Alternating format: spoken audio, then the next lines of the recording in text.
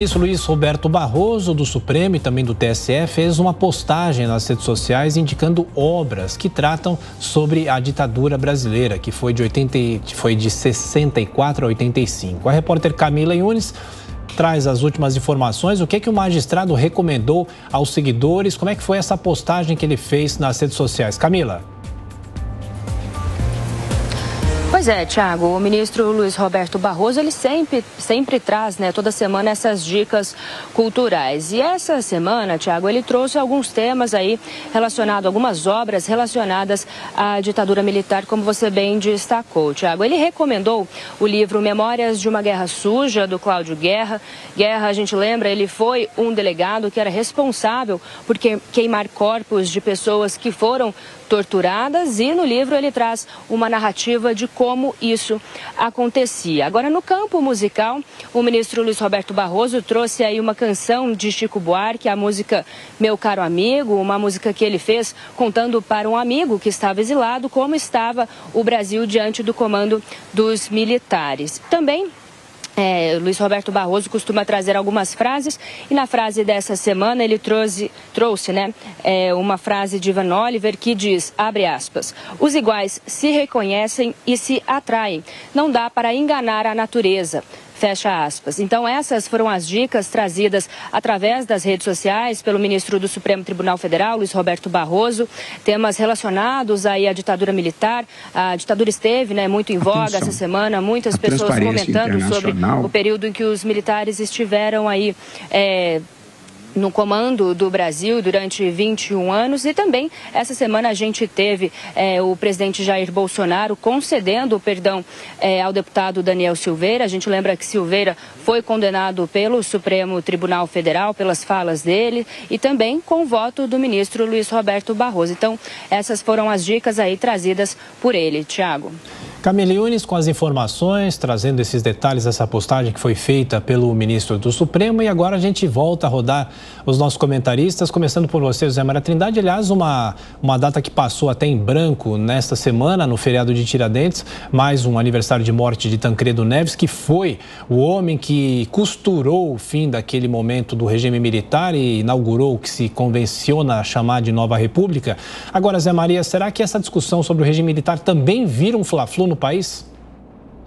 Não é bem assim, né? Porque há nuances, há entendimento. Eu defendo que tudo que se discute tem que contextualizar naquele momento, naquela época, né? É bom dizer que o regime militar foi iniciado por um pedido geral de empresários, do povo, né? De veículos de comunicação. Havia uma tentativa de se levar o Brasil para um regime comunista. E houve um clamor popular, porque o povo não queria isso. Marchas de família com Deus, enfim, várias movimentações. E aí tentam esconder exatamente esta contextualização. Assim foi feita a Revolução. No meio dessa Revolução, os militares chegaram ao poder, que não é a mesma defesa que se faz hoje do artigo 142, é diferente, né? Chegaram ao poder e ficaram. E houve contestação. Havia, sim, corrupção, havia, sim, tortura no regime militar. Como há hoje, não no mesmo nível de tortura, torturas em delegacias. Isso não é uma prática da polícia, não é. Policial militar, policial civil, hoje são conscientes dos seus trabalhos. Profissionais, passaram por concursos difíceis, muito difíceis, e são profissionais, habilitados, concurso superior, é outro mundo. Mas tem, sim, prática de tortura. E que, quando são denunciados, a corregedoria vai em cima e pune. Naquela época havia, mas não havia um regime, como tentam dizer, voltado para a tortura, centrado no Palácio do Planalto. Não é isso, nunca houve isso. Agora, havia, sim, em alguns batalhões, em alguns quartéis, havia, né? Mas não era uma prática de governo. E a história conta isso. E, inclusive, havia punições internas. E os próprios militares rejeitavam esse tipo de profissional, esse colega que fazia esse tipo de coisa para obter confissão. O que eles argumentavam era de que, sem isso, não havia como desmontar uma bem montada rede de subversivos e de pessoas que estavam sendo preparadas no exterior. Por que ninguém fala disso? Ninguém fala que grupos foram enviados a Cuba para treinamento de guerrilha. Por que ninguém fala que pessoas sequestraram embaixadores? Eu assisti aqui em Brasília o Fernando Gabeira tentando ir aos Estados Unidos numa reunião da ONU. E os Estados Unidos disse não. José Sarney, na época, fez intervenções pesadas para autorizar a entrada de Gabeira nos Estados Unidos. Ele, deputado federal, disseram não, porque nos Estados Unidos não se perdoa terrorista e nem se negocia, jamais, nunca. Ele nunca entrará nos Estados Unidos. E aqui a lei de anistia perdoou os dois lados, né? Mas todo mundo só se lembra do perdão para os que sequestraram embaixadores, assaltaram bancos, mataram também, torturaram também, né? Então foi uma guerra que deixou sequelas. E a anistia fez um apaziguamento sem curar as feridas. Bom, Roberto, é o tal do passado que não passa, como alguns atores também falam? Pois é, Thiago, tem várias coisas aí que a gente pode observar. O Zé Maria fez um resumo magistral. Eu gostaria de começar o meu comentário recomendando 2 livros para quem quer realmente entender, né? Não só o 64, mas o que veio antes e o que veio depois. Eu recomendo os livros do Hélio Gaspari. Ele tem uma série, que o primeiro livro da série se chama Ditadura Envergonhada, e tem, se eu não me engano, mais 4 ou 5 livros falando sobre todo o histórico do regime de 64. É um relato equilibrado, não é um relato ideológico, né? Outro livro muito interessante, que não fala especificamente sobre 64, mas ajuda os brasileiros a entender como nós chegamos lá, é a série de livros da biografia Getúlio, do Lira Neto, que conta a trajetória do Getúlio Vargas, né? E essa trajetória de Getúlio Vargas, ela termina, de uma certa forma, no movimento de 64, porque o João Goulart, que era o presidente, que foi deposto pelo movimento de 64, ele era, de certa forma, um herdeiro político de Getúlio Vargas, né? As pessoas precisam contar a história inteira, né? A história inteira era que o presidente Jânio Quadros, o presidente era Jânio Quadros, o vice-presidente era João Goulart. Jânio Quadros renunciou na expectativa de que fosse chamado de volta pelo Congresso, recebendo poderes extraordinários.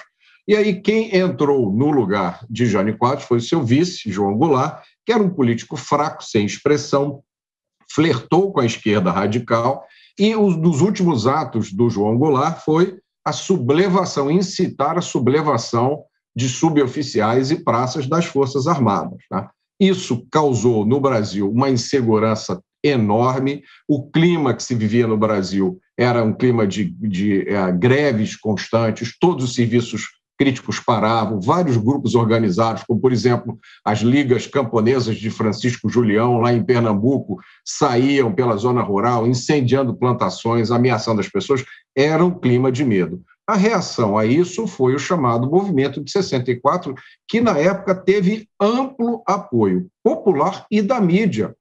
Os maiores jornais do Brasil publicaram editoriais em apoio ao movimento, a maioria dos políticos brasileiros a apoiou, né? E isso foi uma reação a esta bagunça que reinava no Brasil. Muito bem, todo movimento político tem problemas. O movimento político de 64 teve problemas, teve crises. Em 67, 68, surgiu no Brasil uma oposição armada ao governo. É preciso explicar isso.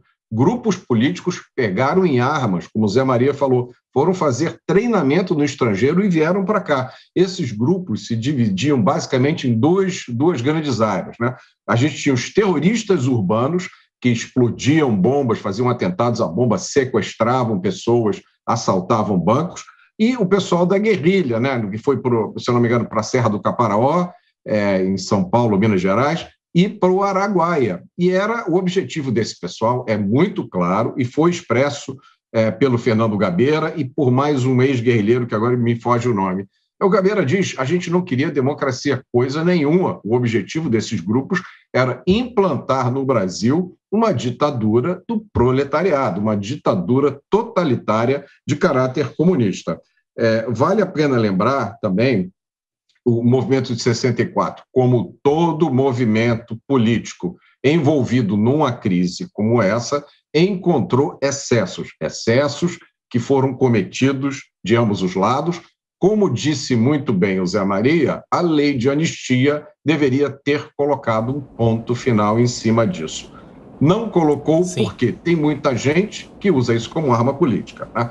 E conflitos desse tipo apresentam excessos em todos os países onde eles ocorreram, e até hoje a gente está vendo isso, né, lá na Ucrânia. Em qualquer conflito desse tipo tem excessos, mas isso já deveria ter sido pacificado há muito tempo. Se não foi pacificado, então cabe a nós, sempre que possível, contar a verdade sobre o que aconteceu.